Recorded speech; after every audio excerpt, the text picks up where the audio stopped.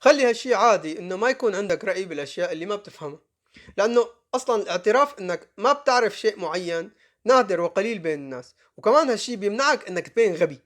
يعني لمّا تعمل هيك الناس رح يوثقوا فيك أكتر كمصدر للحقيقة، وما رح تبلش يعني تنشر أو تصدق معلومات غلط. تذكر إنه هذا السكوت أحيانًا أذكى من إنك تبين جاهل، والأهم إنك تترك مساحة لتتعلم فعليًا، لأنك إذا دايمًا مسكر مخّك وما رح تتعلم شي ومفكر حالك بتعرف كل شي وبدك تشارك برأيك بإنك بتعرف أنت كل شي وما رح تتعلم طالما مفكر إنك بتعرف كل شي، وهذا الشي مو صح. ما حدا بيفهم كل شي على فكرة.